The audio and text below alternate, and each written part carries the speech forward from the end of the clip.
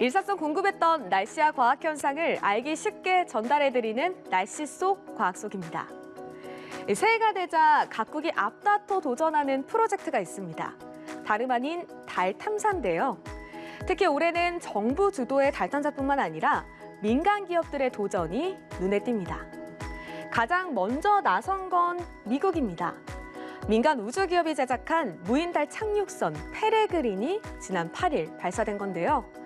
하지만 발사 7시간 만에 기술적인 문제가 발견됐고 결국 달 착륙에는 실패했습니다. 하지만 다음 달엔 곧장 또 다른 우주기업이 도전장을 내미는데요. 페레그린에 이은 노바C가 우주로 향할 예정입니다.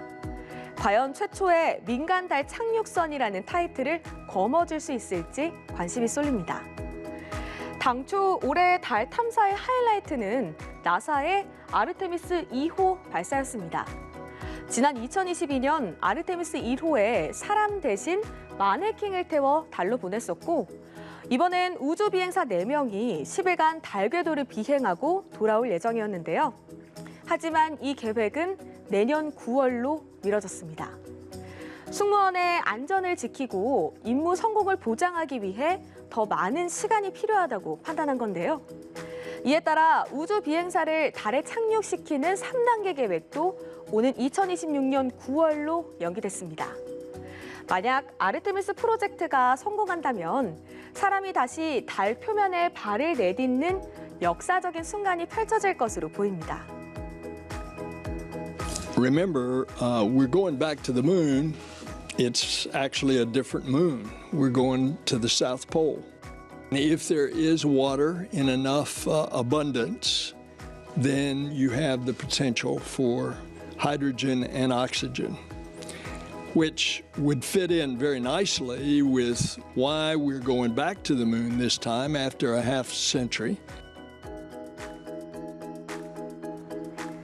자, 그럼 다른 나라는 어떨까요? 중국은 오는 5월 달 남극 탐사선 창어 6호를 발사하는데요. 사상 처음으로 달 뒷면의 표본 2kg을 채취해 지구로 가져오는 게 목표입니다.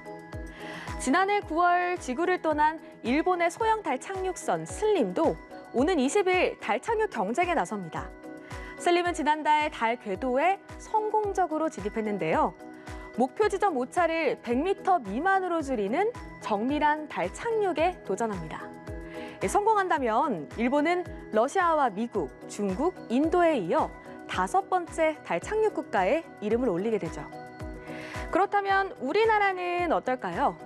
우리나라 달 탐사선 다누리는 달 궤도 상공 100km 지점에서 달 주변을 돌고 있는데요. 임무 기간을 2년 늘리며 순항하고 있습니다. 이에 발맞춰 올해는 우주항공청도 설립되면서 달 착륙선 개발에 박차를 가할 것으로 보이는데요. 오는 2032년에는 달에 우리나라 착륙선을 보낸다는 계획입니다. 달에는 히토류를 포함해 우라늄 등 희귀 자원이 풍부한 것으로 알려져 있죠. 또 달 남극 분화구에는 두꺼운 얼음층이 있어서 물과 수소, 산소도 얻을 수 있습니다. 일교차가 10도 정도밖에 나지 않는다는 점도 거주 측면에서는 큰 장점입니다. 이 때문에 우주 강국들이 경쟁적으로 달 탐사에 나서는 건데요. 올해는 과연 어떤 나라가 가장 먼저 달을 선점할 수 있을까요?